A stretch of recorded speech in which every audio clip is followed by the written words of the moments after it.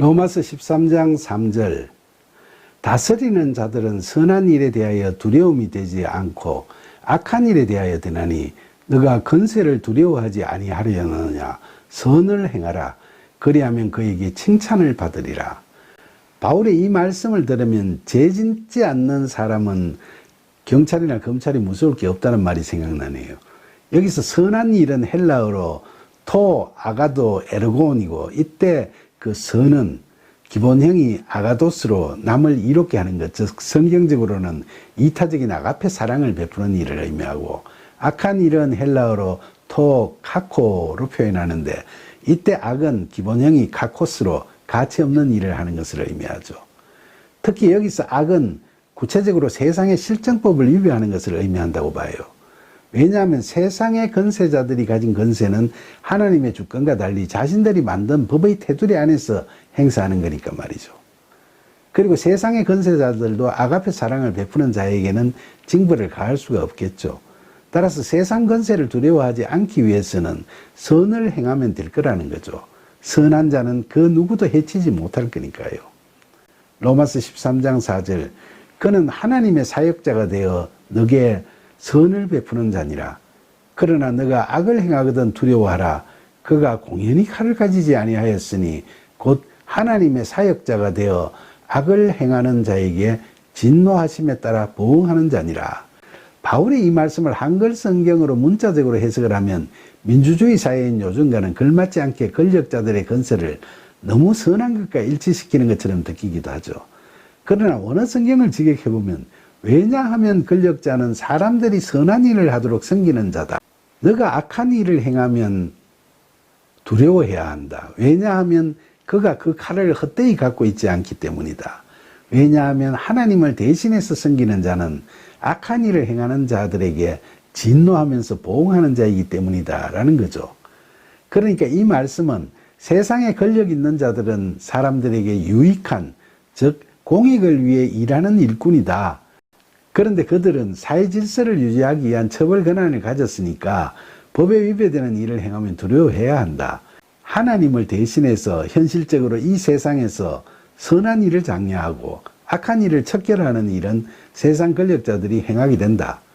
그들은 악을 행하는 자들에게는 사회 질서를 유지한다는 명분하에 실정법 하에서 자신들이 부여받은 권력, 즉 하나님을 대신해서 이 세상에서 반사회적인 죄를 응징하는 처벌권을 행사할 것이다 라고 해석할 수 있습니다.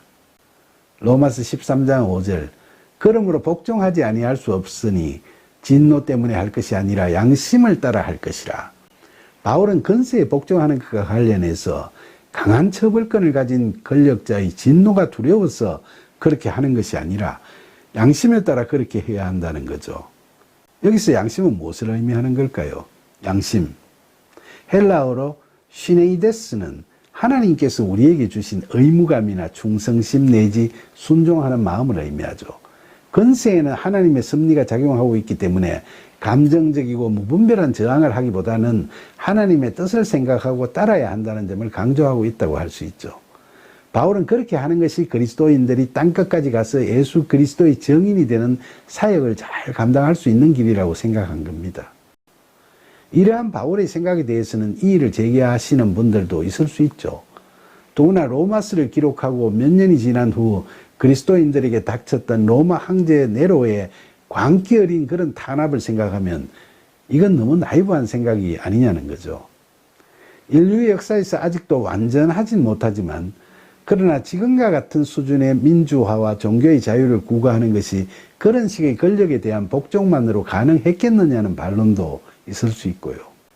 그러나 우리가 되돌아보면 이스라엘 백성들을 애굽 땅 종되었던 집에서 인도하여 내신 것도 하나님이셨고 그 굳건한 여리고성을 허물어뜨린 것도 하나님이셨으며 구한말 이 땅에 선교사를 보내시고 신앙 선배들의 숱한 순교를 바탕으로 기독교의 융성을 가져다 주신 분도 하나님이셨죠.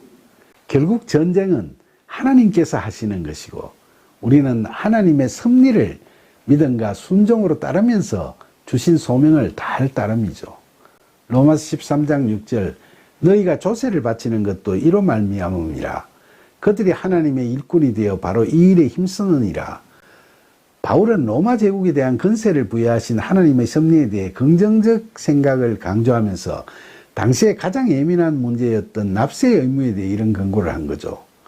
로마서 13장 7절 모든 자에게 줄 것을 주고 조세를 받을 자에게 조세를 바치고 관세를 받을 자에게 관세를 바치고 두려워할 자를 두려워하며 존경할 자를 존경하라. 바울은 이스라엘이 멸망하는 역사의 기로에서 히브리 땅에서 태동한 기독교가 세계 만민의 신앙으로 성장 성숙해 나가기 위해서는 나라 이름 백성들의 저항 종교가 아니고 하나님께서 만드신 이 땅에서의 질서를 파괴하지 않고 여기서 하나님 나라를 이루려는 신앙임을 강조하기 위해서 현실을 인정하는 권고들을 하고 있는 겁니다.